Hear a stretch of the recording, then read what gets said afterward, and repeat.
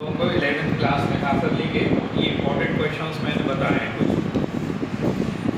Short form में लिखे हैं। मैं पूरा एक बार बता दे रहा हूँ कि किस तरह से क्वेश्चंस पूछे जाएंगे। ये पहला क्वेश्चन है, गुरुत्वीय विभव की परिभाषा लिखिए और बिंदु द्रव्यमान के कारण किसी बिंदु पर गुरुत्वीय विभव के लिए सूत्र स्थापित कीजिए। तो इसका सूत्र होता है V = -gm/r। या तो वो प्रूफ करना है।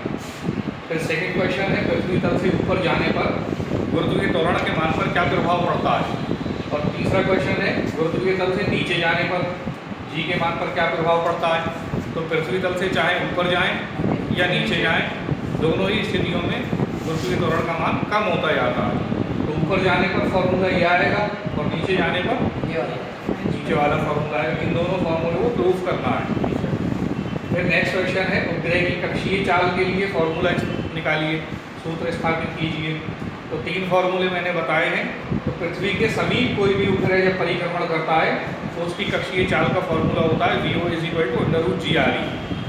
वैसे इससे पहले जो फॉर्मूला आया ये तुम लोगों को मैं पढ़ा चुका हूँ, VO = √GAT/RE+H। और इसके साथ ही अगर परिक्रमण काल पूछा जाए कि परिक्रमण काल क्या होता है उपग्रह का, तो परिक्रमण काल का फॉर्मूला भी निकालोगे। मैंने ये आधा लिखा है, उपग्रह की कक्षीय चाल तथा परिक्रमण काल के लिए सूत्र स्थापित कीजिए। फिर नेक्स्ट ये है, घूर्णन गतिज ऊर्जा से क्या समझते हो, इसके लिए फॉर्मूला निकालिए।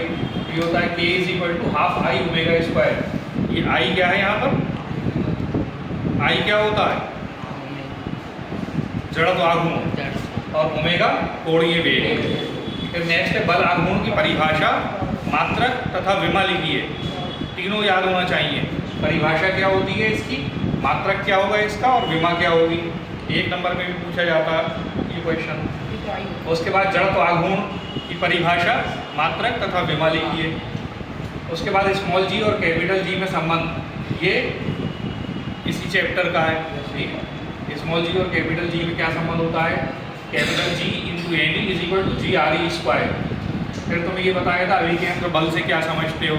इसमें अभिकेंद्र बल की परिभाषा और अभिकेंद्र बल का फॉर्मूला F = mr⍵²। फिर अभिकेंद्र त्वरण से क्या समझते हो, इसका फॉर्मूला प्रूफ करने के लिए आ सकता है। अगर पूरा क्वेश्चन आएगा ये तो 3 नंबर का कम से कम होगा। और अगर सिर्फ परिभाषा पूछी जाएगी, अभिकेंद्र त्वरण की परिभाषा लिखिए, तो ये 1 नंबर में होगा क्वेश्चन। उसके बाद कोणीय संवेग संरक्षण का नियम, इससे क्या समझते हो, कोणीय संवेग संरक्षण का सिद्धांत क्या होता है, 2 उदाहरण की सहायता से समझाइए। तो इसमें मैंने तुम्हें 3 उदाहरण बताए हैं, उन तीनों में से कोई से भी 2 उदाहरण आपको मालूम होना चाहिए। एक तो मैंने वो बताया था, रील में से धागे को निकाल देते हैं और एक सिरे पर पत्थर बांध देते हैं, वो घूमता है। फिर एक बताया था कि कोई भी लड़का अगर ऊपर से जंप लगाता है नदी में, तो वो जब अपने शरीर को मोड़ लेता है तो वो तेज़ी से आगे पानी में गिरता है। और एक बताया था कि कोई भी व्यक्ति अपने हाथों को डंबल लेकर किसी घूमते हुए स्टूल पर खड़ा हो जाए, तो जब अपने हाथों को मोड़ लेता है तब क्या होता है, स्टूल तेज़ी से घूमने लगता है। और जब हाथों को खोल लेता है तो उसका स्टूल धीमे घूमता है। तो अपने हाथों को मोड़ के वो स्टूल की गति को तेज करता रहता है। तो ये कोणीय संवेग संरक्षण के सिद्धांत में तुम्हें 3 उदाहरण बताए हैं, कोई से भी 2 उदाहरण आपको मालूम होना चाहिए।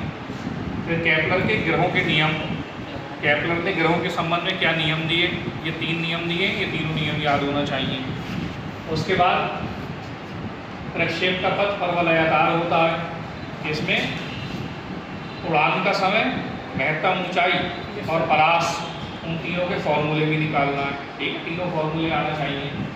साइकिल सवार मोड़ पर क्यों झुक जाता है, ये तुम्हारा अभिकेंद्र त्वरण से ही रिलेटेड क्वेश्चन है, ये पूरा लॉन्ग क्वेश्चन है। फिर 1 न्यूटन को डाइन में बदलिए, ये तुम्हें विमाओं वाले क्वेश्चन बताए हैं। 1 जूल को अर्ग में बदलिए। इन दोनों में से कोई सा भी एक सवाल आएगा, ये दोनों भी आ सकते हैं। 2 वेक्टरों के अदिश गुणन से क्या समझते हो, इसको एक उदाहरण की सहायता से समझाइए।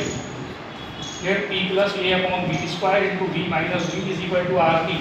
P यहाँ पर क्या है, क्या होता है P दाब और V आयतन। तो इसमें स्मॉल a और स्मॉल b की विमाएँ निकालना है।